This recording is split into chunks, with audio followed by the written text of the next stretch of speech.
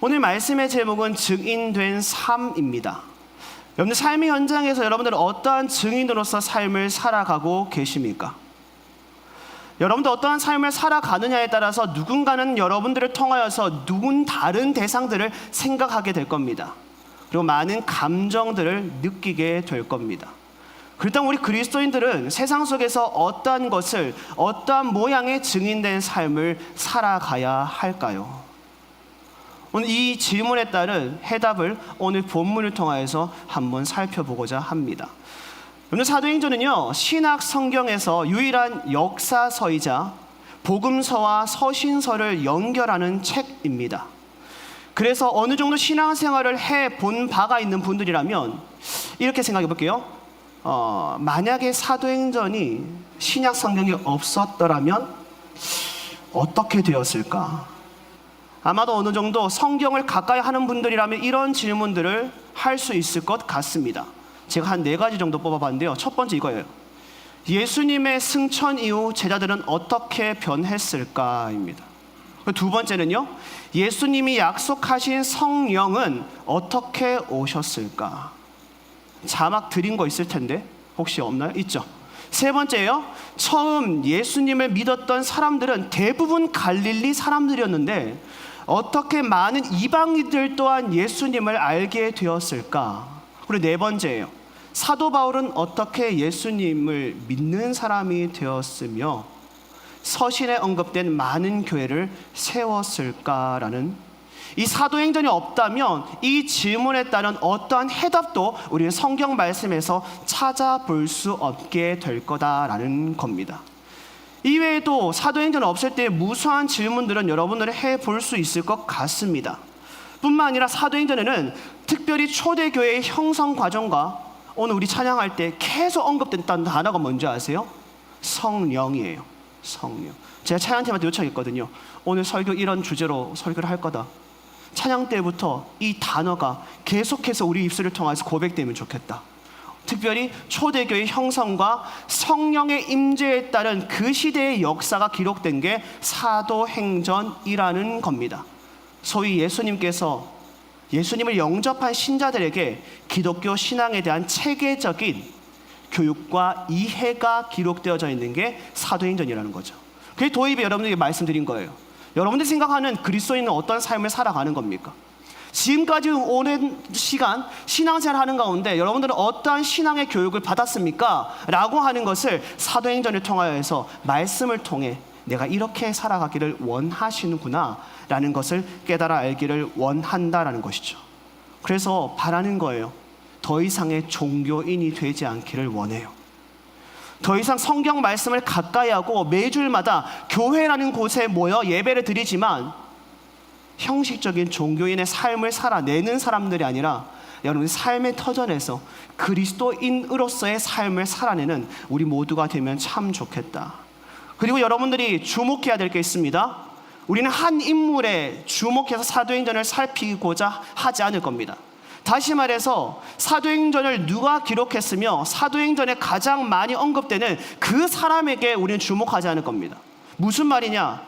기록한 이가 무엇을 말하고 싶으며 어떤 한 사람이 수차례 언급될 텐데 그 사람이 경험했던 그 사례, 그 환경들 속에서 그는 어떻게 하나님으로 살아면서 그 모든 문제들을 해결해 나가는가라는 것을 살피고자 합니다. 그래서 이것을 살핌으로써, 그렇죠, 저는 목사로서 삶을 살아가죠. 목사로서 삶을 살아가기에 어쩌면 여러분들보다 제 삶 가운데 여러분들이 경험하는 무수한 많은 유혹들이 저에게는 찾아오지 않을 때가 많습니다. 찾아올 때가 분명히 있겠죠. 그러나 저에게 찾아오는 것보다 여러분들에게 더 다양한 모양으로 찾아갈 텐데 저의 말이 아닌 성경 말씀에 기록된, 특별히 사도행전에 어떤 한 인물이 모든 순간들을 어떻게 하나님의 사람으로 살아가는지를 그 사례를 경험함으로써 여러분들의 지금의 삶을 살아가는 여러분들이 그것을 근거로 한 지혜를 깨닫는 시간이 되면 좋겠다라는 생각이 듭니다. 여러분, 성장할 수 있는 기회가 우리 사도행전을 통하여서 이루어지기를 간절히 소망합니다. 그래야 해서 오늘 주제예요. 성령의 임재가 매주일마다 사도행전 강의를 하는 그 순간에 여러분들 영혼 가운데 가득히 임재를 경험하는 은혜가 있기를 간절히 소망합니다. 아멘이십니까? 오늘 본문이 예수님께서 죽으신 후 부활하시고 그리고 제자들에게 나타나십니다. 다시 말해요, 우리를 구원케 하시기 위하여서 십자가에서 죽으신 후 부활하셔서 제자들이 있는 곳에 찾아와 주십니다. 그리고 제자들에게 무엇을 말할까요? 마지막 말입니다. 좀 강하게 말하면 유언일 것이고요, 어쩌면 자기의 생애 가장 중요한 마지막 말들을 교훈이자 권고로 하는 내용들이 1장 1절에서 11절에 기록되어져 있습니다. 자, 1절부터 3절까지 다 같이 한번 읽어볼게요. 데어빌러요, 시작.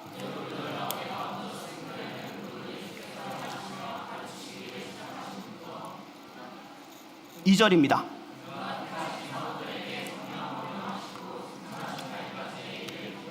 3절입니다.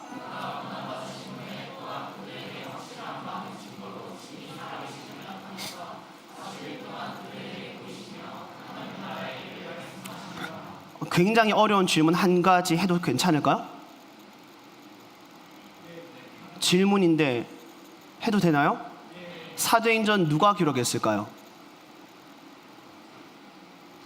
진짜 어려우세요? 사도행전 누가 기록했을까요? 누가입니다. 사도행전은 누가가 기록한 책입니다. 그래서 1절을 한번 띄워주시겠어요? 1절을 보시면 내가 먼저 쓴 글이라고 기록되어져 있습니다. 그럼 내가 먼저 쓴 글은 누가가 무엇을 쓴 책일까요? 와, 어떻게 그렇게 잘 아세요? 누가가 사도행전을 기록하기 전에 먼저 쓴 책은 누가복음입니다. 그래서 많은 사람들은 누가복음과 사도행전을 굉장히 친밀한 관계 속에 연결된 책이라고 말합니다. 이렇게 표현하기도 해요. 동전에 양면이 있다면 앞면이 사도행전이라면 뒷면이 사도행전이라고 말할 정도로 누가복음을 살피지 않은 상태에서 사도행전을 살피는 거와 사도행전을 살피기에 앞서서 누가복음을 보지 않는다면 온전한 내용을 파악할 수 없을 것이다. 여러분들에게 부탁드립니다. 누가복음 개인적으로 꼭 여기까지 할게요. 필사는 요청하지는 않을게요. 필사는 저도 힘들 것 같아서 필사는 요청하지도 않겠지만 누가복음을 꼭 읽어보시면 좋겠다. 누가라는 사람이 사도행전을 쓰기 전에 왜 누가복음을 썼는지를, 이 누가복음을 통하여서 예수님의 생애를 어떻게 기록하고 예수님이 이 땅 가운데서 마지막으로 하신 말씀과 함께 풀어가는 내용이 어떠한 의미를 가지고 있는지를 여러분들 누가복음 여기까지 말할게요. 부탁드립니다. 여튼 그러한 거예요. 그리고 난 후에 3절 보세요. 3절 한번 띄워주시겠어요? 예수님의 생애가 기록되어져 있다면 사도행전을 통하여서 성령의 역사와 약속한 바에 대한 성취의 내용이 3절에 기록되어져 있거든요. 우리 다 같이 읽어볼게요. 시작.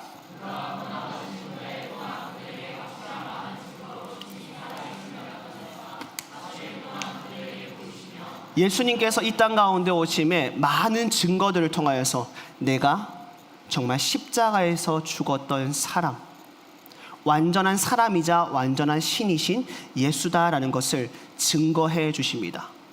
살펴보니 세 가지를 좀 나타내요. 한 사람에게만 나타난 것이 아니라 여러 사람에게 자신의 부활하심을 나타내었다. 두 번째는요, 같은 사람들에게, 이것도 자막이 있을 거예요. 두 번째요, 같은 사람들에게 여러 차례 나타나시며 특별히 음식을 잡수셨다라고 말해요. 이 말이 어떤 말인지 좀 추후에 말씀드릴게요. 세 번째예요. 제자들이 주님의 나타나심을 보고 서로 찾아 만남을 이야기했다라고 해요. 무슨 말이에요?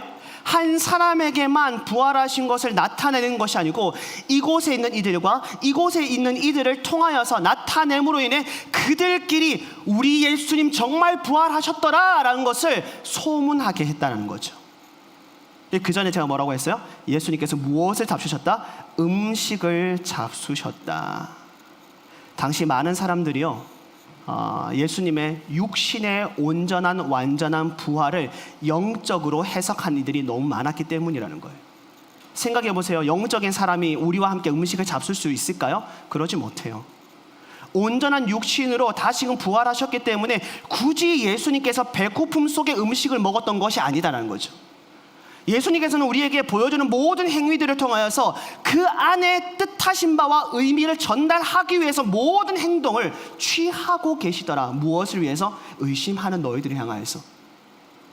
내가 너희들에게 약속한 바대로 완전히 부활했다는 것을 나타내기 위하여서 음식을 잡수셨다라고 이야기를 하고 있는 거죠. 여러분들, 제자들 중에 예수님의 부활하심의 소문을 들었음에도 불구하고 의심한 자가 있습니다. 누굴까요? 죄송해요, 제가 자꾸 질문하니까 부담스러우세요? 혹시 교회 옮기실 분 없으시죠? 표정이 너무 어두우셔가지고. 누구예요? 도마죠. 우린 도마를 말할 때 항상 수식어로 무엇을 붙여요? 의심 많은 도마라고 이야기해요. 근데 놀라운 건 뭔지 아세요? 의심 많은 도마가 예수님의 제자입니다. 다시 말할게요. 의심 많은 도마는 예수님께서 선택하신 제자입니다. 왜 예수님께서는 의심이 그토록 많은 도마를 제자로 삼으셨을까요? 그 후에 의심하는 가운데 도마가 무엇을 말해요? 나는 너희들이 말하는 것을 결코 믿을 수가 없어. 그래서 나는 무엇을 보길 원한다? 옆구리, 손. 제가 농담 삼아 이렇게 말하거든요. 만약에 제가 언젠가는 주님께서 부르시겠죠? 저 천국 가겠죠? 어떻게 확신하세요? 천국 가면 제가, 농담이에요. 이거 진담으로 받고 이상하게 듣지 마세요. 분명히 우리는 천국에 가는 순간 예수님이 누구신가라는 것을 알게 될 거예요. 맞죠? 근데 만약에 제가 도마라고 생각할게요. 내가 도마였다면 저는 예수님과 악수할 때 이렇게 인사할 거예요. 무슨 말이, 농담인데 정색하시면 이 괜히 했잖아요. 의심 많은 도마가 이 땅에서 예수님의 살아계심을 소문으로 들었음에도 불구하고 믿지 못합니다. 그를 위해서 누가 찾아오셨을까요? 예수님이 찾아오십니다. 나중에 그 장면의 말씀을 한번 읽어보세요. 굉장히 놀라운 게 뭔지 아세요? 의심했던 도마, 그 제자들의 이야기를 나누었던 그곳에 예수님은 계시지 않으셨습니다. 그런데 도마가 나 이렇게 하면 예수님의 살아계심을 믿을 거야 라고 했던 그 질문을 그대로 세월이 흐른 후 예수님께서 도마에게 찾아오셔서 무엇을 했다? 마치 그곳에 있었던 것처럼 그걸로 증명해내십니다.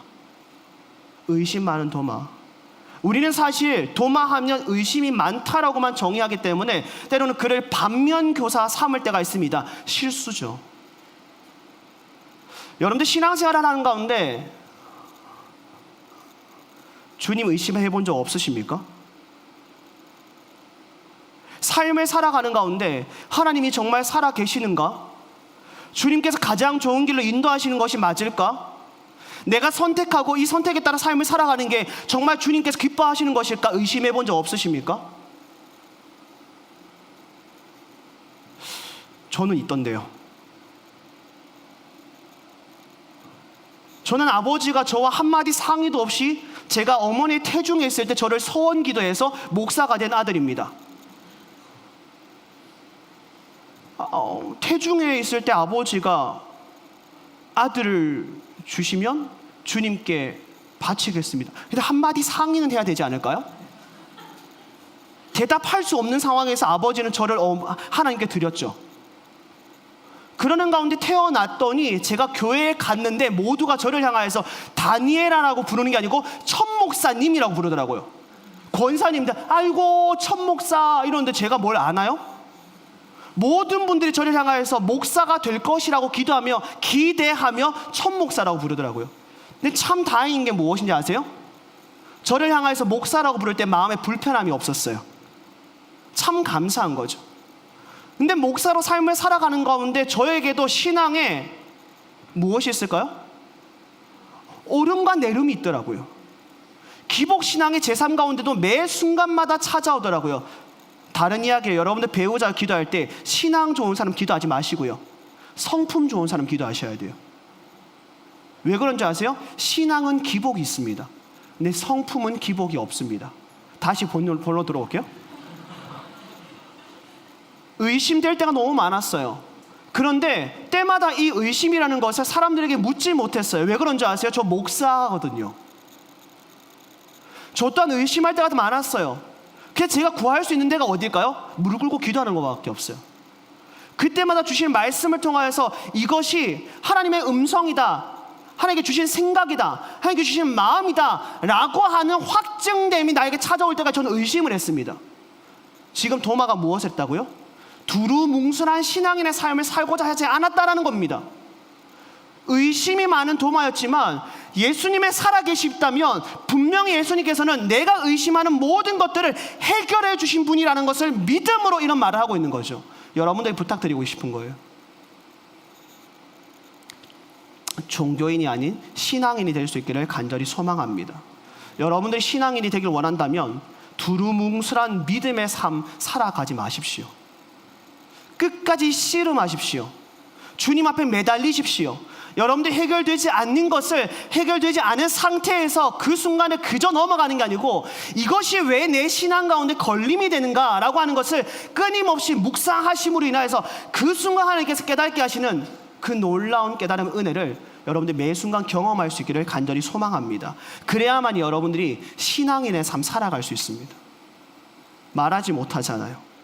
때로는 부끄러움이 있고 때로는 내 체면이 있는데 어떻게 하나님의 살아계심을 내가 의심할 수 있을까 싶지만 그것이 해결되지 않을 때까지 여러분들이 계속해서 그것이 여러분들 신앙의 걸림이 될 겁니다. 저는 도마의 이 모습이 여러분들에게 신앙인의 삶의 하나의 도전이 될 수 있기를 간절히 원합니다. 그리고 예수님께서는요, 그 모든 것들을 말씀하신 후에 또다시 성령의 약속을 우리에게 말씀해 주십니다. 4절과 5절이에요. 다 같이 읽을게요. 사도와 함께 시작.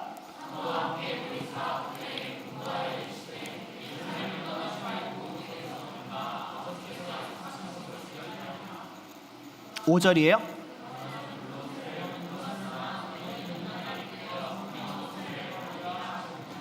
예수님은 아버지께서 약속하신 것을 기다리는 이들에게 선물을 허락해 주실 것을 말씀하십니다. 여러분, 여기서의 선물은 무엇일까요?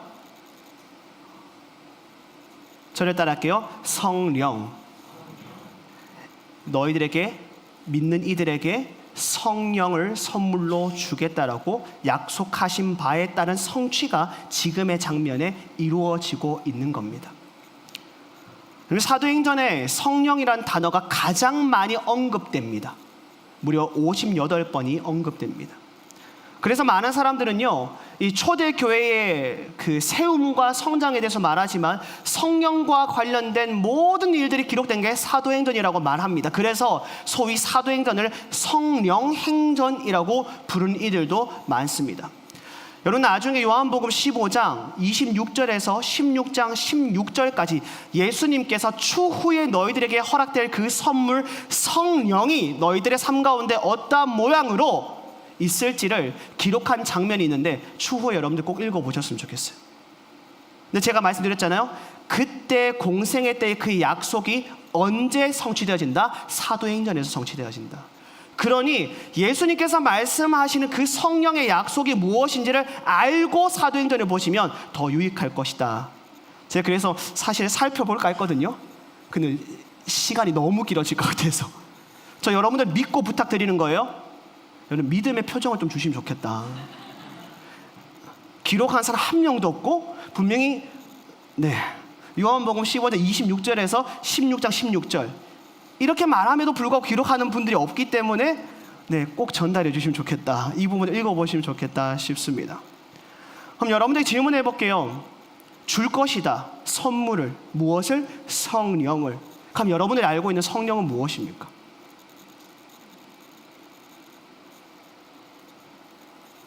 그리고 지금 사도행전에서 예수님이 마지막 말로 말씀하시는 성령의 세례는 무엇을 의미합니까? 알고 있어야죠. 여기서 기록된 요한이 베푼 물 세례는 무엇을 의미할까요? 우리의 죄를 씻어내는 씻김이라는 것을 상징하긴 합니다. 근데 이제는 더 이상 이것이 아닌 그 다음이에요. 무엇을 준다? 성령의 세례를 너희들이 받을 것이다. 물의 세례는 우리의 외면적인 씻김이라면 성령의 세례는 무엇일까요? 내면, 우리의 심령의 씻김을 넘어선 새로워지는, 그래서 어려운 단어죠. 거듭남이라는 것을 성령의 세례라고 말할 수 있습니다. 또 더 중요한 한 가지 의미를 가지고 있습니다. 로마서 6장 3절에서 4절입니다. 같이 읽습니다. 무릇 그리스도, 시작.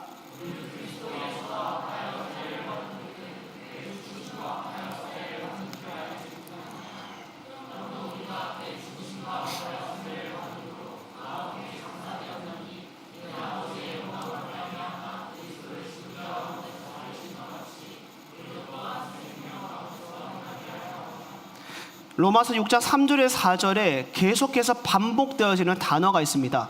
그 단어가 무엇이냐면 하파여입니다. 하파여. 성령의 세례를 통하여서 너희가 누구와? 하나님과 하나 된 자, 합하여된 자가 될 것이다. 이전까지 완전히 분리된 자로 삶을 살아갔다면, 물의 세례를 통하여서 너희가 이 세상 가운데서 씻김을 받았다면, 이제는 예수 그리스도의 십자가의 못 박힘의 죽음으로 말미암아 끊어졌던 하나님의 관계가 회복되었기에 이제는 너희들에게 필요한 것은 그저 이곳에서의 씻김을 넘어서 무엇이 필요하다? 관계적인 연합이 필요하다. 하나됨이 필요하다. 끊어진 관계는 너희들이 힘으로 해결할 수 없는 건, 내가 완전한 신이시자 완전한 사람으로 이 땅에 오심으로 인하여서 십자가의 죽으심으로 회복을 시켰으니 이제 너희들에게 무엇을 허락하겠다? 이젠 너희들에게 내가 선물을 허락하겠다. 성령. 그리고 성령의 세례를 주겠다. 새롭게 거듭날 것을, 새롭게 하나님과 하나 될 것을 너희들에게 허락해 주겠다라고 말씀하고 있는 것이죠. 여러분들 세례 받으셨어요? 아마 2달 전까지만 해도 저는 청소년 사역을 했던 사람이라서, 특히 저희 한국 교회에서는 만 14세 이상이 되면 세례를 받을 것을 권합니다. 근데 제가 조금 고집스러운 사람이라서 때가 되었다고 해서 세례를 주는 것이 제 마음에 조금은 불편함으로 찾아오더라고요. 그래서 제가 광고를 특별히 하지 않았어요. 세례, 입교 등등에 대한 광고를 하지 않았고, 특별히 부모님이 권하는 것을 넘어서 학생이 자기의 입술로 신앙을 고백할 때에 제가 세례를 주겠다라고 얘기를 했거든요. 제가 지금 무엇을 말하는 걸까요?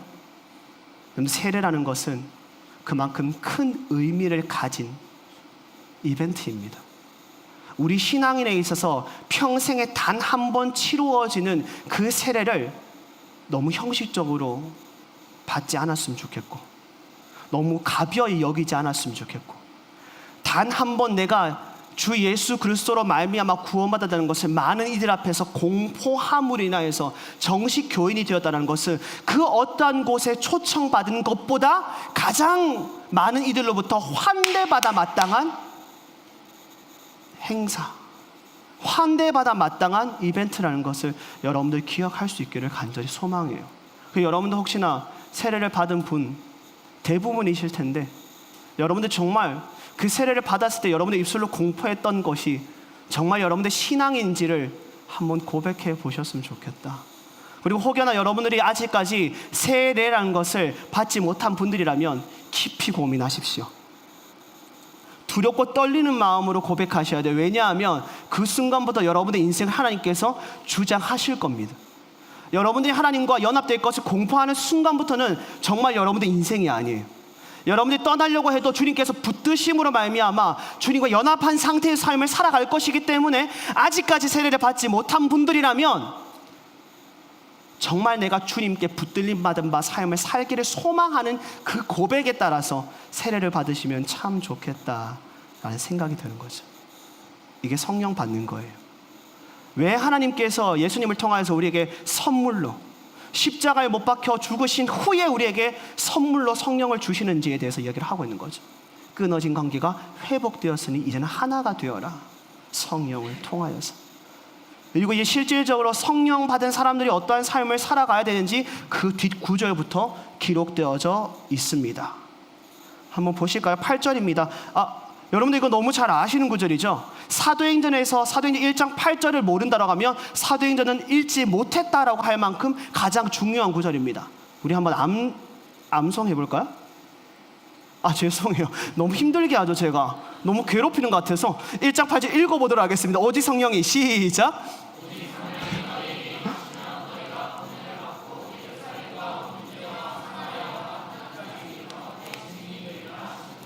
어떤 삶을 살아야 된다고 말씀하세요? 오늘 설교 제목이에요. 증인된 삶을 살아라. 근데 이 증인 앞에 무엇이 기록되어져야 할까요? 복음의 증인된 삶을 살아야 한다. 물었잖아요. 여러분은 어떤 증인된 삶을 살아가고 계십니까? 여러분 삶의 현장에서 어떠한 증인된 삶을 살아가고 계십니까? 우리가 만약에 성령의 세례를 받았다면 우리 삶을 통해서 무엇이 증명되어져야 돼요? 복음입니다. 내 삶을 통하여서, 내 언행을 통하여서 다른 무엇보다 복음의 증인된 삶을 살아갈 것을 예수님은 이제 하늘로 올라가시기 전 우리에게 마지막 말로 권고하고 계시는 것이죠. 우리 좌우에 있는 분들에게 조금 환기한다는 의미로 복음의 증인된 삶 살아갑시다. 축복합시다. 시작. 그러기 위해서는 우리가 가장 먼저 점검해 보아야 할 게 있습니다. 그것이 무엇이냐면 내가 만난 예수님을 다른 누군가에게 소개할 수 있는가예요. 성령의 세례를 받는 이들이라면 분명히 예수님과의 만남의 체험이 있기 때문에, 그분의 살아계심을 내가 믿기 때문에 세례를 받는 거거든요. 그 다음에 성령을 받았다라고 하는 그 준비가 이루어진 성령 세례의 선물을 받은 자로서 내가 삶 속에서 증인의 삶을 살아가기 위한다면 나의 입술을 통하여서 이런 거죠. 당신이 만난 예수님은 어떤 분이십니까? 언제 어디서 예수님의 살아계심을 여러분들이 영접하게 되셨습니까? 라고 하는 질문을 했을 때 여러분들이 망설임 없이, 막힘 없이 대답할 수 있어야 된다는 거죠. 근데 중요한 거, 근데 되게 재밌는 게 뭔지 아세요? 이게 신앙의 연수가 쌓이면 쌓일수록 이 내용이 조금씩 바뀌어져요. 만나는 그 순간이 달라지는 게 아니고 그 후의 내용들이 더 드라마틱하게 깊어지기 시작한다는 것이죠. 근데 추후에 여러분들이 한번 해보셨으면 좋겠어요. 예수님을 만났던 그때 누군가에 소개한다. 이걸 우리는 간증이라는 말로 표현하잖아요. 간증의 형식은 3가지예요. 예수님을 만나기 전 내 삶은 어떠했는가, 그리고 예수님은 언제, 왜, 어떻게 만나게 되었는가, 만남을 통하여서 그 후에 나의 인생은 어떻게 달라졌는가. 가 사실은 간증을 기록하고 제출할 때의 가장 기본적인 항목이라는 거죠. 여러분들 한번 곰곰이 생각해 보시겠어요? 내가 누군가에게 내가 만난 예수님을 소개한다. 그 간증을 소개한다. 사실 제가 조금만 더 우리 청년부와 친해졌다면 오늘 누군가를 컨택해서 간증을 세웠을 거예요. 근데 아직까지 제가 연락처도 몇 개 알지 못하고 부탁을 하면 교회를 떠날 것 같더라고요. 그래서 제가 용기가 없어서 오늘 간증을 부탁하지 못했는데 어제 밤까지 할까? 부탁해볼까? 했는데 용기가 없어서 못했습니다. 무슨 중요한 것은요, 증인된 삶을 살아가는데 가장 기본이 되는 것은 간증입니다.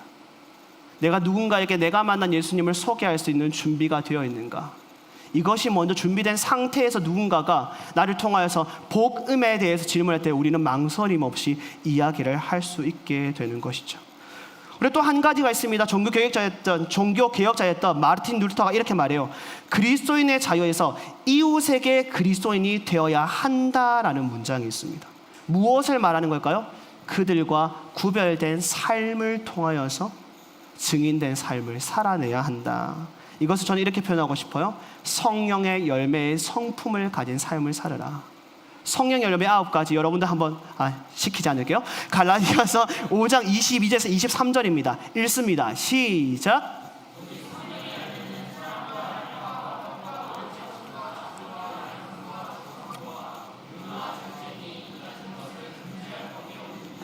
여러분들이 성령 세례를 받은 사람이라면 여러분의 삶 가운데 복음의 증인된 삶을 살아내야 되는데, 그 가운데 여러분들을 통하여서 세상이들이 말로써 하나님을 증언하는 것도 맞지만 여러분의 삶의 성품을 통하여서도 하나님이 나타나야 한다는 거죠. 여러분들 한번 질문해 볼까요? 사랑과 희락과 화평과 오래참과 자비와 양성과 충성과 온유와 절제 중에 여러분들이 여러분의 삶에서 어떤 것이 가장 잘 나타나세요?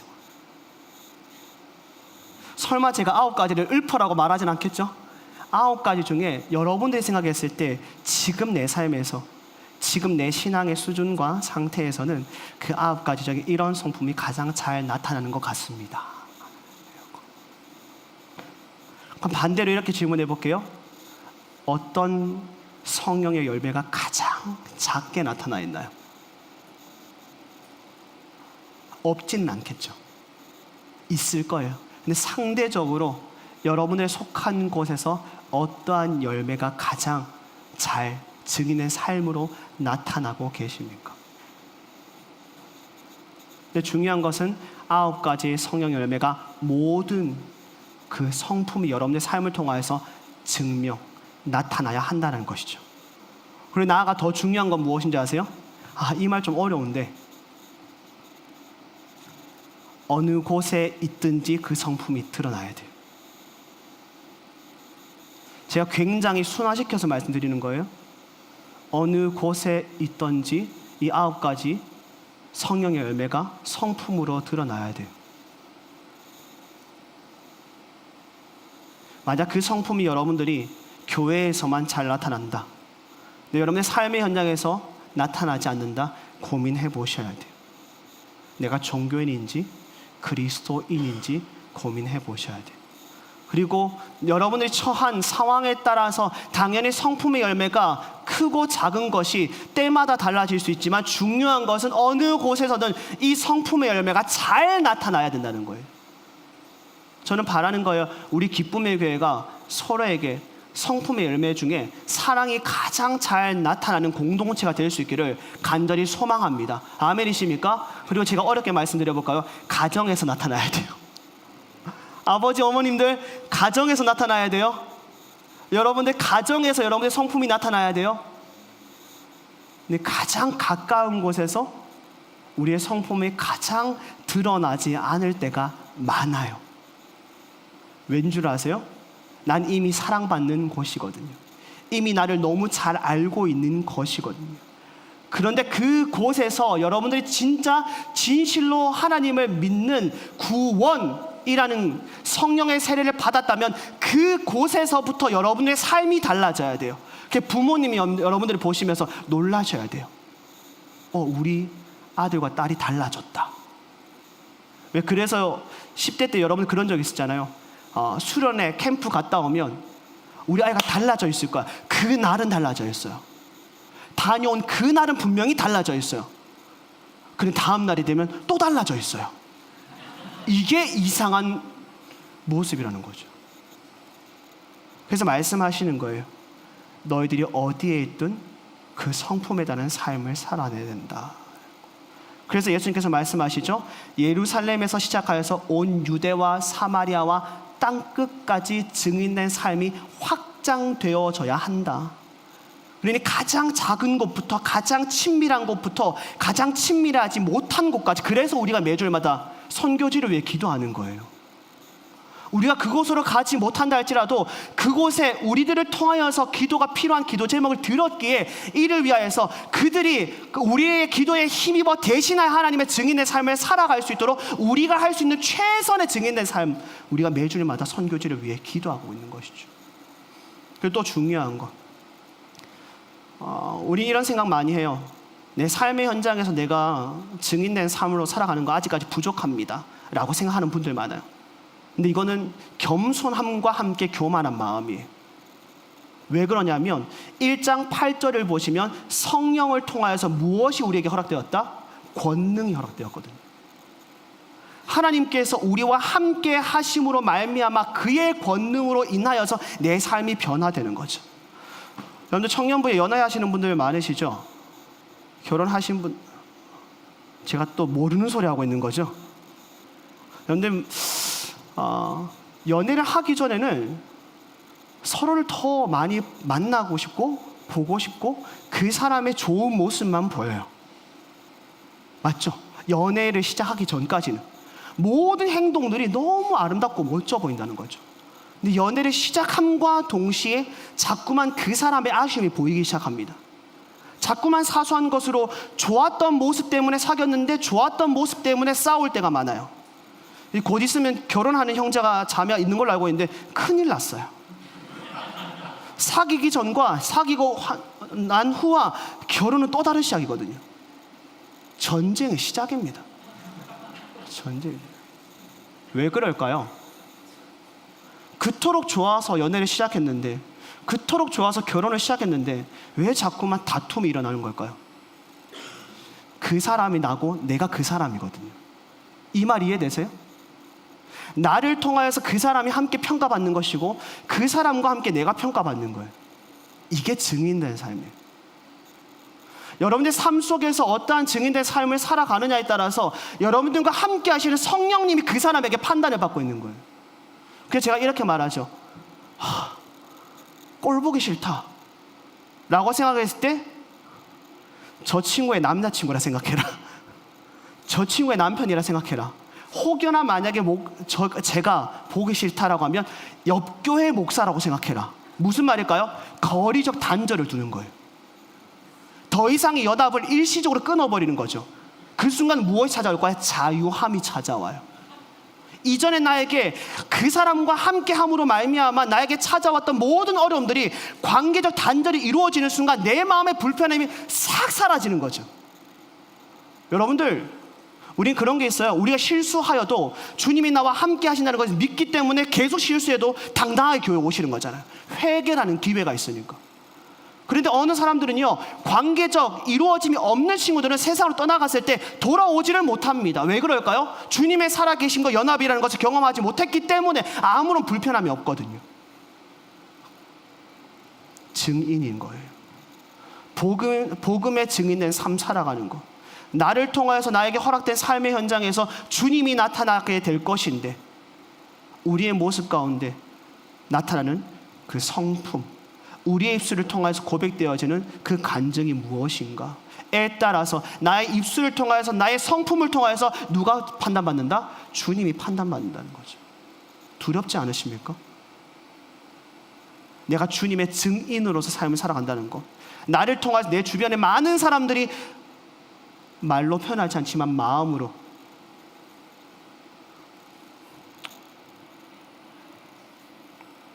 왜 한국 교회가 이래요? 누구 잘못이에요? 우리가 누구의 잘못이라고 말할 수 있을까요? 그러지 못합니다. 그래서 예루살렘과 온 유대와 사마리아와 땅 끝까지 이르러 증인이 되는 것은 성령의 임재하심과 성령이 우리에게 허락해 주시는 그 권능으로 말미암아 여러분들의 삶이 계속해서 확장되어질 것인데, 다시 말해서 우리의 가정에서, 우리의 직장에서, 우리의 교회에서, 그리고 우리가 기도하고 품고 있는 열방을 향하여서 우리가 증인된 삶을 살아갈 것인데, 과연 나는 어떠한 증인된 삶을 살아가고 있는가? 성령의 세례를 일찍이 받은 준비된 자라면 나는 그 후에 종교인으로 삶을 살아가고 있는가? 그리스도인으로서 삶을 살아가고 있는가? 라고 하는 것을 여러분들 점검해 보셔야 되는 거죠. 전 여러분들 직장이 여러분들이 통하여서 복받는 곳이 되었으면 좋겠습니다. 아멘이십니까? 어떤 분은 이렇게 말해요. 좋은 직장에서 내가 그곳에 속하여서 그곳을 통해서 내가 빛이 났으면 좋겠다. 아니요, 저는 반대라고 생각해요. 어떤 곳에 가든 그리스도인이 가면 그곳이 그 그리스도인을 통하여서 복받는 공동체가 될 줄로 믿습니다. 아멘이십니까? 그래서 어디를 가는 것이 중요한 것이 아니고 내가 그곳으로 보내어진 이유가 중요한 것이죠. 그곳에서 내가 어떠한 증인된 삶을 살아가느냐에 대해서 내 주변 사람들이 무엇인가 다른 성품의 삶을 살아가는 나를 향하여서 질문해야죠. 왜 나와 동일한 상황에서 동일한 형편의 시간들을 보내고 있는데 왜 당신은 그 표정에서 삶 속에서 왜 나와 다른 삶을 살아가십니까? 질문할 때 대답해야죠. 나 하나님 믿는 사람입니다. 나 성령님이 함께하는 사람입니다. 하나님과 연합하는 삶을 살아가는 사람입니다. 라는 것을 고백할 수 있는, 여러분들이 퍼져나가야 되는 거예요. 이 교회에서 머물지 말고 여러분 세상의 현장에 나아가서 그리스도를 살아감으로 말미암아 그곳이 또 하나의 교회가 되는 거죠. 교회라는 것은요, 믿는 이들끼리 모인 곳도 맞지만 교회라는 것은 하나님 나라가 교회입니다. 여러분들이 처해진 그곳이 교회가 되어야 되고, 그곳이 여러분들 통하여서 증인된 삶을 위하여서 부어주시는 하늘의 축복이 그곳에 가득한 하나님의 나라가 되어야 됩니다. 그곳에 여러분들 시작이 되어야 되는 거죠. 그게 성령 받은 사람의 증인된 삶이라는 거예요. 그리고 예수님께서 말씀하시는 거예요. 하늘로 올라가신다. 그리고 그곳에서 어떤 천사들이 말하죠. 올라가신 대로 본대로 그대로 올 것이다 라고 우리에게 말씀하시면서 오늘 말씀이 마무리됩니다. 반주할까요? 언제까지 증인된 삶을 살아가야 될까요? 모릅니다. 그때를 우리는 알 수 없습니다. 그런데 분명한 것은 본대로 다시 오신다, 마라나타라는 것을 우리는 끊임없이 외치며 주님을 위한 증인된 삶을 살아가야 한다는 겁니다. 우리는 사도행전 1장 말씀을 통해서 예수님의 부활하신 후 제자들에게 주신 마지막 말씀과 성령의 약속, 그리고 증인된 삶에 대해서 우리는 살펴보았습니다. 단순히 종교인의 삶이 아님을 우리에게 말씀해 주고 계시고요, 성령 세례의 선물을 받은 자라면 그에 마땅한 참된 그리스도인의 삶을 살아가야 한다라고 말씀해 주십니다. 복음의 증인으로서 우리가 살아가야 할 삶의 목적과 방향이 달라져야 하지 않을까라는 생각을 하게 됩니다. 그리고 성령의 권능을 경험한 사람이라면, 성령의 권능을 받은 이라면 우리는 더 이상 우리의 힘이 아닌 주님의 권능으로 인하여서 내가 있는 곳에서 하나님께서 또 다른 인도하시는 곳을 향하여서 복음의 증인된 삶을 살아내야 할 것입니다. 오늘의 때가 여러분들 통하여서 회복될 수 있기를 간절히 소망합니다. 여러분들의 삶의 현장이 여러분들을 통하여서 회복이 시작되어질 수 있기를 간절히 소망합니다. 그리하여서 바라는 거예요. 한 주간의 삶 치열하게 살다가 교회로 오셨을 때에 우리의 입술을 통하여서 나누어질 이야기들이 그간 한 주간이 힘들었던 불평, 불만, 어디에서 위로를 받겠나 싶어 말하겠지만 당연히 그거에 따른 위로도 할 거예요. 그런데 동일한 한 주간의 삶을 살아왔음에 뜰 원들끼리 교제하고 나눔을 하실 때 각기 다른 여러분들의 삶의 초소에서 역사하신 하나님의 은혜, 경험케 하시는 그 은혜의 감사가 서로 다투듯이 고백되어지면 얼마나 좋을까. 어쩌면 그것을 위하여서 우리가 예배를 마친 후에 모임을 가지는 주된 목적이어야 되지 않을까라는 생각을 합니다. 무튼 한 주간 주님의 권능으로 한 주간 증인된 삶 잘 살아낼 수 있기를 간절히 소망합니다. 쉽지 않을 겁니다. 그리스도인의 삶을 살아가는 거 쉽지 않을 겁니다. 그러나 다른 이들에게 말하지 않았지만 구별된 삶을 살아내 주십시오. 그리고 구별된 삶 속에서 그가 믿는 하나님이 나에게도 나의 하나님이 되었으면 좋겠다라는 거 하는 것을 말뿐만 아니라 삶으로 증명해 주십시오. 그래야 해서 우리 기쁨의 교회 청년부 모든 그리스도인들을 통하여서 주님의 영광과 주님의 그 아름다우심이 세상 가운데 곳곳이 증명되어지기를 간절히 소망합니다.